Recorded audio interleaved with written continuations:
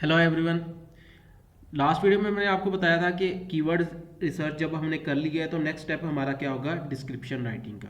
Description writing पे जाने से पहले मैं आपको स्टोर के ऊपर कुछ चीज़ें दिखाना चाहता हूँ और उसके बारे में आपको एक छोटा सा कुछ पॉलिसीज से रेलिवेंट आपको ओवरव्यू देना चाहता हूँ। अच्छा, अब यहाँ पे देख सकते हैं कि हमारे पास एक यहाँ पे एक चार्ट एग्जिस्ट कर रहा है टॉप चार्ट्स के नाम से। यहाँ पे कुछ ऐप्स लिस्ट की हुई हैं गूगल प्ले में। जब भी हम किसी सर्विस प्रोवाइडर की सर्विस को यूज़ करते हैं तो उस सर्विस प्रोवाइडर की तरफ से हमें कुछ पॉलिसीज़ आती हैं, उन पॉलिसीज़ को अडेयर करना पड़ता है, फॉलो करना पड़ता है उन सर्विसेज को यूटिलाइज करने के लिए। अदरवाइज़ वो जो सर्विस प्रोवाइडर है वो क्या कर सकता है, हमारी सर्विसेज को बैन कर सकता है या फिर हमारे लिए या हमारे अकाउंट्स को क्या कर सकता है, सस्पेंड कर सकता है। अब यहाँ पे देखिए कि यहाँ पे हमारे पास ये जो ऐप्स लिस्ट हुई हुई हैं इनके अगर टाइटल की बात करें तो हर एक का एक टाइटल है। टाइटल के नीचे एक कैटेगरी आ रही है, कैटेगरी के अलावा साथ में क्या है, रेटिंग है और साथ ही साथ एक आइकन एग्जिस्ट कर रहा है। अगर आइकन के साइज़ की बात करूँ तो तमाम ऐप्स के आइकन का साइज़ सेम है। टाइटल आपको छोटा बड़ा नज़र आ रहा होगा लेकिन आप सबको पता है कि इसकी भी एक लिमिट है कैरेक्टर्स की, 30 कैरेक्टर्स की। उसी के अंदर है कि आपने अपना टाइटल जो है वो रखना पड़ता है। अच्छा, तो इसका मतलब ये हुआ कि जब भी आप किसी सर्विस प्रोवाइडर की सर्विस को लेंगे तो सर्विस यूज़ करने से पहले आपको उसकी पॉलिसीज़ को अंडरस्टैंड करना पड़ता है, समझना पड़ता है। तो अगर आप गूगल प्ले की सर्विसेज को यूज़ करना चाहते हैं सेम उसी तरह, तो आपको गूगल प्ले की पॉलिसीज़ को भी अंडरस्टैंड करना पड़ेगा, समझना पड़ेगा। अगर आप अपना कोई मेटा डाटा प्रिपेयर कर रहे हैं, अपनी ऐप का कोई टाइटल बना रहे हैं, अपनी ऐप का आइकन बना रहे हैं, तो आपको उसकी पॉलिसीज़ को फॉलो करना पड़ेगा। उन पॉलिसीज़ के अकॉर्डिंगली फिर क्या करोगे, आप अपनी मेटा डाटा को प्रिपेयर करेंगे और अपनी उस प्रोडक्ट को लिस्ट कर पाएंगे इनके स्टोर के ऊपर, जिस तरीके से ये ऐप्स यहाँ पे लिस्टेड है। अच्छा, तो पॉलिसीज़ के लिए आपने क्या करना है, इनका बेसिकली आपके पास डेवलपर पॉलिसी सेंटर है, आपने सर्च कर लेना है बाय गूगल प्ले। तो आपके पास ये एक पेज है, ओपन हो जाएगा। यहाँ पे अगर आप इनकी कोई रिसेंटली पॉलिसी अपडेट्स देखना चाहते हैं तो वो भी आप देख सकते हैं। रिसेंट अपडेट्स के ऊपर जैसे ही क्लिक करेंगे आपके पास एक पेज ओपन होगा। फिर जो जो आपके पास पॉलिसीज़ आई होंगी उनकी अपडेट्स आ जाएंगी रिसेंटली। जिस तरह आप देख सकते हैं ये 28 जनवरी को ही अपडेट हुई है। आपको कोई उससे भी रिसेंट कोई पॉलिसीज़ की डेडलाइन देखनी है तो वो आप यहाँ पे डेडलाइंस के पेज पे जाके देख सकते हैं। आपके पास जो जो पॉलिसीज़ चल रही होंगी वो पॉलिसीज़ साथ में उनकी डेडलाइंस आ जाएंगी। अगर उनके रेलिवेंट कोई रिसोर्सेज हुए तो रिसोर्सेज भी आपको यहाँ पे मिल जाएंगे। चलिए, मैं सारी पॉलिसीज़ को डिस्कस नहीं करूँगा। ओबियसली आज हम बात कर रहे हैं मेटा डाटा के ऊपर, तो मैं जस्ट मेटा डाटा से रेलिवेंट कुछ पॉलिसीज़ हैं इन्हीं की, वही पॉलिसीज़ जो है वो डिस्कस करूँगा। बाकी जो रिस्ट्रिक्टेड कंटेंट है, इम्पर्सोनेशन है, बाकी जितनी भी पॉलिसीज़ हैं इनके ऊपर जो है वो फिर हम कोशिश करेंगे एक सेपरेटली बाद में अलग से डिस्कशन कर लें। आईपी के ऊपर मैं थोड़ी सी डिस्कशन कर लूँगा। उसके लिए मैं आपके साथ विपो वर्ल्ड इंटेलेक्चुअल प्रॉपर्टी ऑर्गेनाइजेशन है, उनकी एक डाटाबेस है, उसके ऊपर थोड़ी सी आज डिस्कशन करूँगा। चलिए, सबसे पहले आते हैं हम अपने स्टोर लिस्टिंग एंड प्रमोशंस के कंटेंट के ऊपर। अच्छा, यहाँ पे हमारे पास एक, आप यहाँ पे देख सकते हैं मेटा डाटा का ऑप्शन होगा। आपने जैसे ही मेटा डाटा पे क्लिक करेंगे तो आपके पास एक नया पेज ओपन होगा जिसमें मेटा डाटा से रेलिवेंट कुछ पॉलिसीज़ हैं। आप यहाँ पे पढ़ना चाहें तो इसको पढ़ सकते हैं। मैं कुछ नीचे एग्जांपल्स हैं, उन एग्जांपल्स के ऊपर ही बात करूँगा। सबसे पहले आप देख सकते हैं कि एक रेस्क्यू रोवर के नाम से एक ऐप है जिसकी वो एग्जांपल दे रहा है, जिसमें आप एक डॉग्स के रेलिवेंट कुछ ऐप है। ठीक है, तो यहाँ पे आप देख सकते हैं कि एक फीडबैक गिवन है जिसमें it was easy to find the right dog for me and my family. एक टेस्टिमोनियल है या एक यूज़र रिव्यू जो है वो ऐप की डिस्क्रिप्शन का पार्ट बनाया हुआ है, बट इट्स नॉट मैंशनड कि ये किस यूज़र की तरफ से है या फिर ये किसी एक अनोनिमस पर्सन का एक टेस्टिमोनियल लग रहा है। तो इस तरीके का काम आपने नहीं करना। अगर आपका कोई रियल रिव्यू है वो आप अपनी डिस्क्रिप्शन का पार्ट बनाना चाहते हैं तो बनाएं। आपने फॉल्स क्लेम्स नहीं करने हैं। ठीक है, फॉल्स रिव्यूज़ अपनी डिस्क्रिप्शन के अंदर ऐड नहीं करने हैं। फिर इसी तरह आपने कंपैरिजन नहीं करना है जिस तरीके से आप मतलब आपके पास आप ये देख सकते हैं यहाँ पे 1 2 3 लिस्टेड है। 1 2 3 में इशू क्या है वो नीचे स्टेटेड है कि 1 2 सेकंड के अंदर डाटा कंपैरिजन ऑफ ऐप्स और ब्रांड्स दिया हुआ है, वो आप नहीं कर सकते। थर्ड के अंदर आप आए तो आप देख सकते हैं इसने डिफरेंट तरह के वर्ड्स को कोमा सेपरेटेड बहुत ज़्यादा वर्ड्स को लिखा हुआ है, लाइक ब्लैक डॉग्स हैं, ब्राउन डॉग्स हैं, वाइट डॉग्स, बिग डॉग्स, ब्ला ब्ला ब्ला। और इसी के बाद फिर उसके बाद पहले तो इसने हॉरिजॉन्टल वर्ड लिस्ट क्रिएट की हुई है, फिर उसके बाद वर्टिकल जो है वो वर्ड लिस्ट क्रिएट की हुई है। तो आपने ये काम नहीं करना है।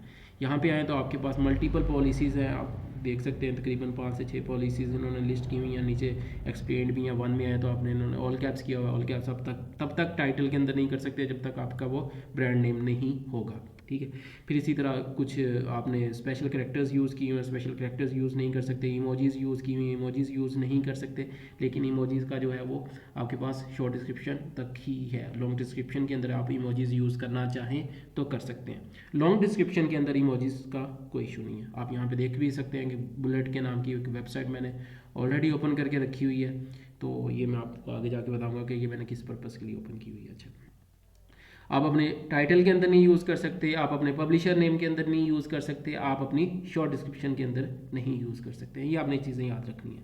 ये देख सकते हैं पब्लिशर के अंदर भी सेम इमोजीज़ यूज़ किए हुए हैं, तो उन्होंने उसको भी मेंशन किया हुआ है। सेम यहाँ पे ये टू मेंशनड है आइकन के अंदर। आइकन है ये इस तरीके से लगेगा, मे बी आपकी ऐप जो है वो सेकंड रैंक्ड है, या मे बी गूगल की तरफ से इसको भी सेकंड बेस्ट ऐप का जो है वो अवार्ड मिला है, या कुछ भी इस तरीके से। वो चीज़ें आपने नहीं करनी।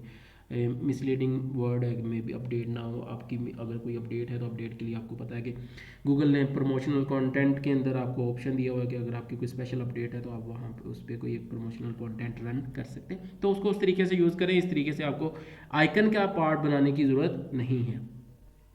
इस तरीके से आप ये नीचे कुछ और पॉलिसीज़ हैं, आप देख सकते हैं। नंबर 1 नहीं मेंशन करना, बेस्ट नहीं मेंशन करना, इस तरह के वर्ड्स हैं। फिर उसके बाद ईयर मेंशन नहीं करना अपने आइकन के अंदर। फिर इस तरीके से आप देख सकते हैं कुछ गूगल की तरफ से ये आपके होते हैं सिंबल्स, वो यूज़ नहीं करने। 50% कैशबैक है, 50% ऑफ है, सेल है, फ्री है, इस तरह के वर्ड्स आपने यूज़ नहीं करने हैं टाइटल्स और स्पेशली आइकन्स के अंदर। न्यू है, एडिटर्स चॉइस आप देख सकते हैं कि गूगल प्ले का अपना प्रोग्राम है, इस तरीके के वर्ड्स आपने यूज़ नहीं करने। न्यू का वर्ड यूज़ नहीं करना, फ्री का वर्ड नहीं यूज़ करना। तो ये कुछ पॉलिसीज़ हैं। अगर आपको मज़ीद कुछ ये पढ़ना पड़े तो आप पढ़ लीजिएगा। फिर भी अगर आपको समझ नहीं आती तो आप मुझसे पूछिएगा, मैं आपको मज़ीद बता दूँगा। अच्छा, अभी मैं आपसे बात कर रहा था इंटेलेक्चुअल प्रॉपर्टी के ऊपर। तो इंटेलेक्चुअल प्रॉपर्टी बेसिकली वर्ड के अंदर आपके कुछ क्रिएटिव्स के रेलिवेंट आपके कुछ वर्ड्स होते हैं, आपके कुछ वर्क्स होते हैं जिनको आप क्या करवा सकते हैं, रजिस्टर करवा सकते हैं, ताकि कोई और जो है वो आपके अलावा उनको यूज़ ना कर सके। अगर कोई और उसको यूज़ करना चाहता है तो उसके लिए फिर आपकी एक स्पेशल परमिशन जो है वो उस पर्सन को क्या होगी, रिक्वायर होगी। तो इसके लिए आप जो है वो क्या कर सकते हैं, आप जैसे गूगल प्ले के ऊपर आएंगे तो विपो ग्लोबल ब्रांड डेटाबेस सर्च करेंगे, तो आपके पास जो भी पहला ऑप्शन आता है, जैसे ही आप इस पर क्लिक करेंगे तो आपके पास ये वेबसाइट जो है वो ओपन हो जाएगी। इसको वेरीफाई हो लेने दें, तब तक जो है वो हम गूगल प्ले के ऊपर अपना वही पुरानी ऐप जो कि हम अभी तक यूज़ करते आ रहे हैं उसी से कुछ सर्च कर लेते हैं। मे बी मेरा इंटरनेट स्लो है आज, थोड़ा सा बर्दाश्त कीजिएगा। अच्छा, ये देख सकते हैं आप, ये इस तरीके से एक वेबसाइट आपके पास ओपन हो जाएगी जिसका टाइटल होगा ग्लोबल ब्रांड डेटाबेस। यहाँ पे आप कोई भी आपका ब्रांड है वो आप ब्रांड नेम देंगे। आपके पास अपनी कोई स्पेशल कैटेगरी है कि अगर वो वर्ड कंटेन हो, स्पेसिफिकली एग्जैक्ट मैच हो, तो आप यहाँ पे अगर चेंज करना चाहें तो वो भी चेंज कर सकते हैं। तो जैसे ही आप इस पर क्लिक करेंगे तो आपके पास एक पूरी लिस्ट ओपन हो जाएगी जो कि उससे रेलिवेंट मिलते जुलते नाम जो हैं वो लोगों ने रजिस्टर किए हुए होंगे। अगर ये तो एक स्पेसिफिक चीज़ थी जिसमें आप क्या करते हो, जिस तरीके से आप अभी रिसेंटली पाकिस्तान के अंदर मैं अगर कुछ बात करूँ तो एक विडो नाम का वर्ड है जो कि रजिस्टर हो रहा है, ये देख सकते हैं आप। ये माइक्रोजोन LLC USA की तरफ से इसके ऊपर अभी एक एप्लीकेशन है, पेंडिंग है अभी मार्च 15 से अभी तक इसका स्टेटस, तो ये भी आप देख सकते हैं। फिर इसी तरह आपको याद होगा अभी रिसेंटली पाकिस्तान के अंदर ही एक बड़ी फेमस एमलैब की तरफ से गेम आई थी हेक्सा सोर्ड के नाम से, ये देख सकते हैं आप, ठीक है। तो इनके रेलिवेंट अगर आपने कोई मतलब देखने होंगे, अच्छा आप जो कीवर्ड्स आप रिसर्च कर रहे हैं तो आपका वो पूरी की पूरी आपने एक लिस्ट निकाली है कीवर्ड्स की, उनमें से कोई कीवर्ड जो है वो पेड कीवर्ड तो नहीं है, ठीक है। तो उसके लिए फिर आप क्या कर सकते हैं, इस वेबसाइट को यूज़ कर सकते हैं। ये वेबसाइट आपको बता देगी कि अच्छा ये वाले कीवर्ड्स जो है ना ये पेड कीवर्ड्स हैं, इनके ऊपर इनका स्टेटस क्या है, अभी रजिस्टर्ड है, उसके बाद पेंडिंग है, उसके बाद पेंडिंग में लोगों ने एप्लीकेशन सबमिट की हुई है और अभी तक वो अप्रूव नहीं हुए, जिस तरह से मैंने अभी आपको वीडियो का दिखाया था। और सेम इसी तरह हेक्सासूट का। फिर अगर आपके पास कोई ब्रांड का लोगो है, किसी ऐप का आइकन है, आप वो देखना चाहते हैं कि उन्होंने स्पेसिफिकली इस चीज़ के ऊपर कोई आईपी तो नहीं ली हुई, उसके लिए फिर आप क्या कर सकते हैं, इसको ब्रांड नेम ब्रांड लोगो के साथ स्विच करेंगे और यहाँ पे आप अपलोड कीजिएगा। आपके पास उसी तरीके से एक लिस्ट आ जाएगी। फिर उन लिस्ट के अंदर आप कोई फर्दर डिटेल्स देखना चाहते हैं तो वो डिटेल्स भी देख सकते हैं। जिस तरह अगर मैं आपको ये इसी के ऊपर वीडियो के ऊपर ही दिखा दूँ तो ये देखिएगा ज़रा, आपको फर्दर डिटेल चाहिए तो आप इसको ओपन कीजिएगा, आपको फर्दर डिटेल्स भी मिल जाएंगी। ये देख सकते हैं, क्लासिफिकेशन भी गिवन है, उसके अलावा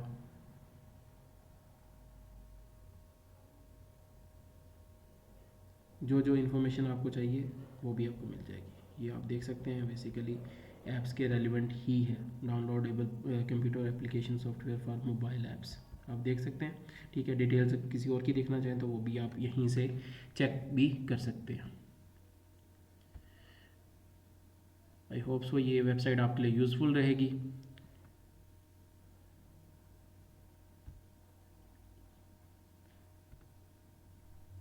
मैं थोड़ा सा लोड कम करना चाह रहा हूँ बेसिकली। अच्छा, यहाँ पे तो नहीं सर्च हो रहा अभी तक। चलें हम वही ऐप जो है ना वो थोड़ी सी इधर भी सर्च करके देख लेते हैं, है म्यूज़िक प्लेयर।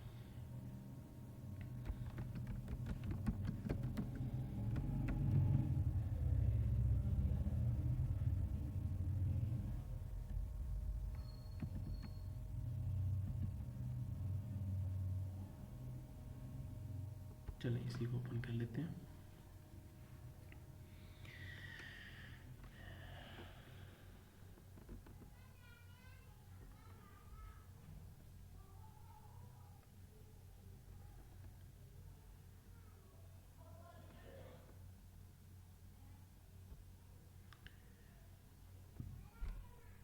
थोड़ा सा नेट स्लो है, काइंडली बर्दाश्त कीजिए।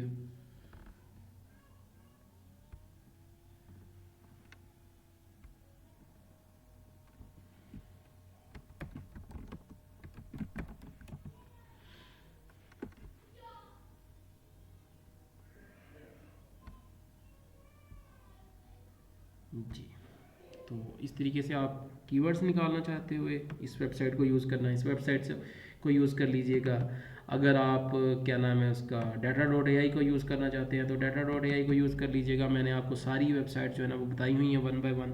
तो अब it's totally up to you कि आप कौन सी वेबसाइट जो है वो यूज़ करना चाहते हैं। आप इसको नीचे एक्सपेंड करना चाहते हो तो नीचे भी एक्सपेंड कर सकते हैं। डेली इंस्टॉल्स पे सॉर्टेड है तो ठीक है, हम डेली इंस्टॉल्स पे रहते हैं। अच्छा, तो ये वन बाय वन नहीं हो सकता। चले मैं कोशिश करता हूँ फिर कुछ कीवर्ड्स डायरेक्टली यहाँ पे ऐड कर लेता हूँ, या जो भी आपने किया होगा मैं आपको प्रोसेस बता देता हूँ। प्रोसेस समझ लीजिए, ज़्यादा इजी हो जाएगा, वीडियो शॉर्ट भी हो सकती है। की ऐप टॉप पे कैसे रिसर्च करनी है वो भी मैं आपको बता चुका हूँ। उसके लिए अगर आपने वीडियो देखनी है तो आप वीडियो भी देख सकते हैं। सपोज करें आपके पास एक कीवर्ड है जी म्यूज़िक प्लेयर,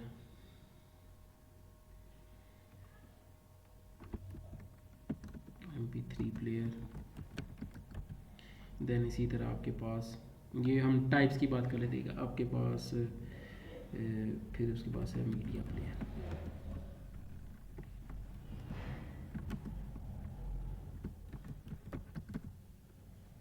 ठीक है, सपोज करें मैंने आपको एक प्रोसेस बताया था कि आपने क्या करना है, इस तरीके से कीवर्ड्स निकालने हैं ऐप स्टोर स्पाई से, data.ai से, फिर उनको आप की ऐप टॉप के अंदर लिस्ट कर सकते हैं। की ऐप टॉप का भी अब मैंने आपको बताया था AI का फीचर है। उसके बाद कॉम्पिटिटर्स के कीवर्ड्स भी अगर आपको निकालने हैं तो वो भी मिल जाते हैं। उसके बाद रिकमेंडेड कीवर्ड्स की भी एक लिस्ट आती है।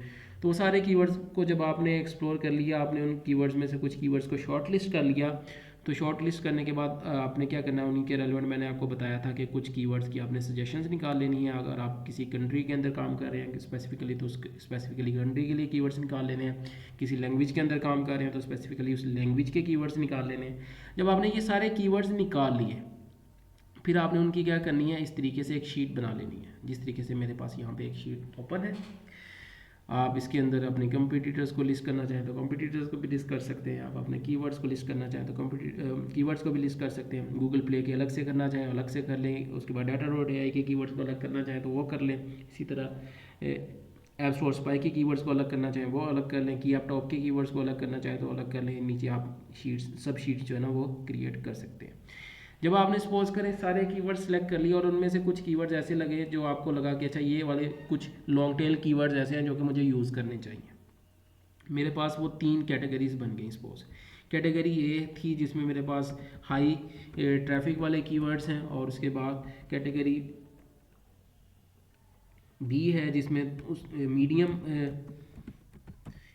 ट्रैफिक वाले कीवर्ड्स हैं।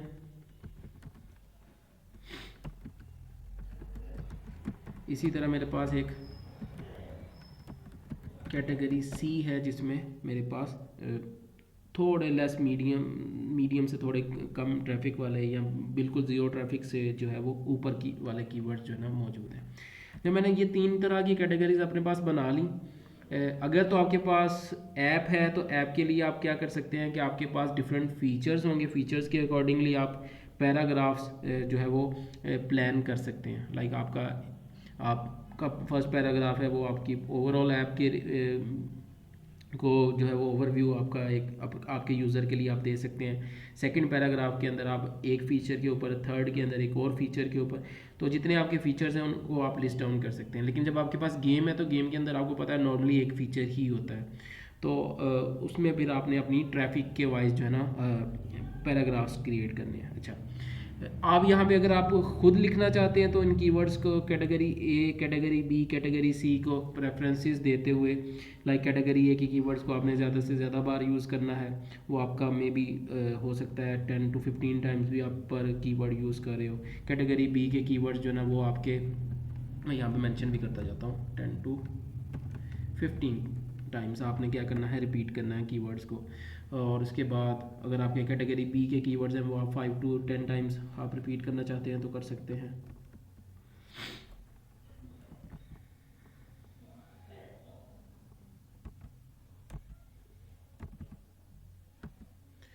Five to 10 times. इसी तरह ये वाले कीवर्ड्स जो है ना वो आप 2 to 5 टाइम्स रिपीट कर लें, मोर देन इनफ होंगे। ठीक है, अब आपके पास ये कैटेगरी बन गई, 3 कैटेगरीज बन गई, और उनकी आपको वेटेज भी पता है कि आपने कितनी डेंसिटी रखनी है कीवर्ड्स की। ठीक है, डेंसिटी आप चेक करना चाहते हैं तो वर्ड काउंटर अच्छा डायरेक्टली भी चेक कर सकते हैं, लेकिन मैं आपको रिकमेंड यही करूँगा, ऑब्वियसली आजकल एआई का दौर है, तो अगर आप किसी एलएलएम को यूज़ करके डिस्क्रिप्शन लिखवा सकते हैं अपनी प्रॉम्प्ट्स के थ्रू, तो वो बहुत अच्छा है। आपकी ग्रामेटिकल जितने भी इश्यूज होंगे वो आपको फेस नहीं करना पड़ेंगे। लेकिन मैं रिकमेंड यही करूँगा कि आप जेमिनी को यूज़ करें instead of using any other LLM. तो अगर आपके पास जेमिनी है तो जेमिनी में आपने आके क्या करना है कि आपके पास जेमिनी को आपने प्रॉम्प्ट्स देनी है। सबसे पहले आपने अपना एक बोर्ड जो है वो प्रिपेयर करना है। अब अपनी शॉर्ट डिस्क्रिप्शन के लिए प्रिपेयर करना चाहते हैं तो शॉर्ट डिस्क्रिप्शन को प्रिपेयर कर लें, उसके बाद लॉन्ग डिस्क्रिप्शन के लिए करना चाहते हैं तो लॉन्ग डिस्क्रिप्शन के लिए अलग से कर लें। एक जो बोर्ड है उसको तमाम उसके लिए यूज़ ना करें। लाइक सेम जो आपके पास एक बोर्ड तैयार होगा, प्रिपेयर होगा, आप उसको शॉर्ट डिस्क्रिप्शन के लिए भी यूज़ कर रहे हो, लॉन्ग डिस्क्रिप्शन के लिए भी यूज़ कर रहे हो, ऐसे नहीं करना है। शॉर्ट डिस्क्रिप्शन के लिए सेपरेट प्रिपेयर कर लीजिएगा, लॉन्ग डिस्क्रिप्शन के लिए सेपरेट प्रिपेयर कर लीजिएगा। ठीक है, आप देख सकते हैं यहाँ पे आपने आना है, आप आके आप सिंपली कह सकते हैं कि Gemini I'll provide you a list of keywords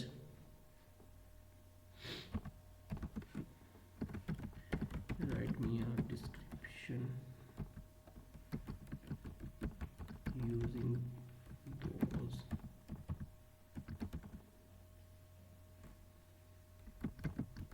keywords by adhering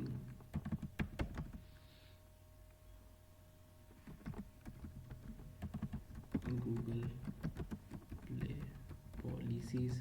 यहाँ पे अगर आप पॉलिसीज़ का लिंक दे सकते हैं तो लिंक दे लें अगर आप कोई जो पॉलिसीज़ मैंने आपको स्टार्ट में शो की थी। फिर उसके बाद आप अपनी लिस्ट देंगे कि ये कीवर्ड्स हैं, repeat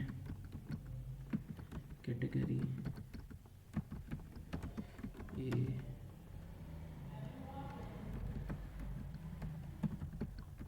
keywords 5 to 10 to 15 times.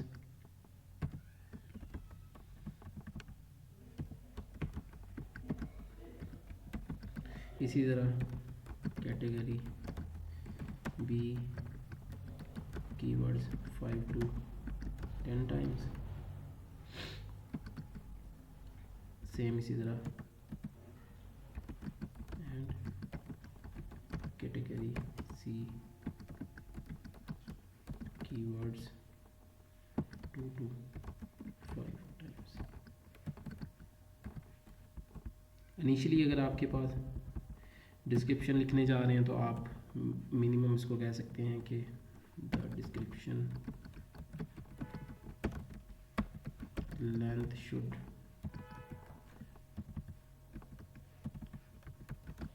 Not exceed 3000 characters.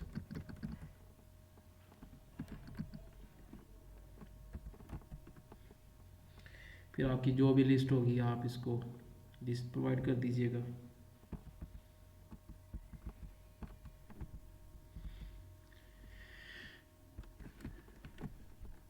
ये आपको एक बेहतरीन डिस्क्रिप्शन लिख के दे देगा. फिर इस डिस्क्रिप्शन को आपने क्या करना है, आपने एज इट इज़ यूज़ नहीं करना है. आप देखेंगे कि ये जो डिस्क्रिप्शन है आप इसके अंदर इसके डायरेक्टली कुछ इमोजीज़ अगर इंसर्ट करवाना चाहते हैं तो आप डायरेक्टली इसके अंदर इंसर्ट करवाइएगा, लेकिन आप देख सकते हैं बिल्कुल एक रफ सी डिस्क्रिप्शन लगेगी. आपने क्या करना है, आपने इसके लिए आप यहाँ से अगर बुलेट्स कॉपी करेंगे तो ये बुलेट्स जब आप जाके अपने प्ले स्टोर के डिस्क्रिप्शन वाले पार्ट के अंदर पेस्ट करेंगे तो ये जो है वो डिसअपीयर हो जाएंगे. अगर आपके पास इसी तरह गूगल डॉक्स के आपके पास बुलेट्स हैं तो वो भी क्या हो जाएंगे, डिसअपीयर हो जाएंगे. तो आपने इन बुलेट्स की बजाय क्या करना है, मैं आपको एक वेबसाइट बता देता हूँ. आपने उस वेबसाइट से जो है वो जाना है, आप इस डिस्क्रिप्शन को पढ़िएगा. उसके बाद इसके अंदर से जितनी भी कीवर्ड्स हैं आपने चेक कर लेना है कि अच्छा वाकई उतने ही टाइम्स जो है वो यूज़ हुए भी हैं नहीं हुए हैं. अगर कहीं पे मीनिंग आपका अपडेट करना पड़ता है तो मीनिंग अपडेट कर लें. उसके अलावा अगर आपको कहीं पे लगता है कि कोई और चीज़ ऐड करनी चाहिए तो आप वो चीज़ ऐड कर सकते हैं. कोशिश आपने ये करनी है कि आपके पास बिल्कुल स्टार्ट जो पहला पैराग्राफ है उसके अंदर आपका जो है वो लॉन्ग डिस्क्रिप्शन जो है वो कीवर्ड के साथ स्टार्ट हो रही हो. फिर उसके बाद फर्स्ट सेंटेंस के अंदर कीवर्ड आपका मेन यूज़ हो. फिर उसके बाद अगर आपका टाइटल है ऐप का वो आपने 5 to 8 टाइम्स कोशिश करनी है एज इट इज़ ऐप के अपनी डिस्क्रिप्शन के अंदर रिपीट करें. आपने ऐप के टाइटल के अंदर हमेशा अपने शॉर्ट टेल कीवर्ड्स को यूज़ करना है. मैं आपको थोड़ी सी यहाँ पे वो दे देता हूँ, टिप्स दे देता हूँ. Short tail keywords with highest traffic आपने यूज़ करने हैं अपने टाइटल के अंदर. फिर इसी तरह शॉर्ट टेल कीवर्ड्स या फिर स्लाइटली लॉन्ग टेल कीवर्ड्स जिसमें आपके 3 टेल कीवर्ड्स हो सकते हैं वो आपने यूज़ करने हैं, लेकिन विद हाई ट्रैफिक अपनी शॉर्ट डिस्क्रिप्शन के अंदर. बाकी सारे के सारे कीवर्ड्स और इन सब का मिक्सचर जो है ना वो आपने अपनी लॉन्ग डिस्क्रिप्शन के अंदर बनाना है. अच्छा, आपके जो भी इमोजीज़ हैं उसके लिए आप ये वाली एक वेबसाइट है emojidb.org के नाम से, यहाँ पे बुलेट पॉइंट इमोजीज़ आ जाती हैं. आप इन इमोजीज़ को यूज़ करें आप अपनी डिस्क्रिप्शन के अंदर, और ये इमोजीज़ जो है ना वो फिर आपकी कहीं पे भी मिस नहीं होंगी. ठीक है.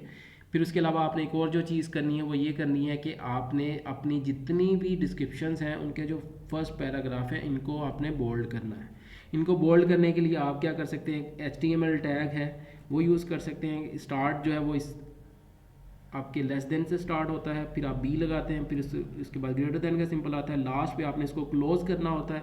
ये आप कह सकते हैं कि ओपन हुआ था, आप इसको क्लोज करना है तो क्लोज करने के लिए भी सेम, लेकिन बस यहाँ पे आपके पास फॉरवर्ड स्लैश आ जाती है. फिर उसके बाद आपने इसको क्या कर देना है, क्लोज कर देना. तो आपने जहाँ पे इसको ओपन किया है इसके बीच में अगर आप चाहते हैं कि सिर्फ यही वाला ही मतलब टेक्स्ट जो है वो बोल्ड हो तो आपको सेम उसको जहाँ तक करना है उसके बाद आपने इसको क्लोज करना है. जिस तरीके से यहाँ पे अगर ये देखें, जस्ट मुझे म्यूज़िक प्लेयर को करना है तो मैं म्यूज़िक प्लेयर से पहले स्टार्ट करूँगा. अपना बोल्ड का टैग HTML का टैग है बेसिकली ये.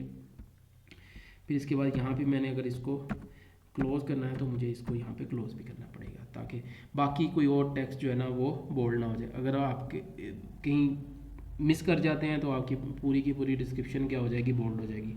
तो इस चीज़ का आपने ख्याल रखना है थोड़ा सा, कि जब भी आप इन टैग्स को यूज़ करें तो टैग्स को यूज़ करते हुए आपकी कहीं पे कोई मिस्टेक ना हो। जिस तरीके से अभी मैं लेस देन टाइप कर रहा था तो मुझसे कोमा टाइप हो गया हुआ है, तो ये इस तरीके की मिस्टेक्स हो जाती होती हैं समटाइम, टाइपिंग के दौरान टाइपोज आ जाते हैं। तो आपने टाइपोज से क्या करना है, परहेज़ करना है। अदरवाइज़ आप देखेंगे कि आपने जो लिखा है वो बिल्कुल ही एक अजीब से उसमें ढंग में आ रहा होगा। आप इसको वेरीफाई करना चाहते हैं तो वेरीफाई भी कर सकते हैं। उसके लिए आपके पास एक HTML का एडिटर है, वो आप यूज़ कर सकते हैं W3 स्कूल वालों का।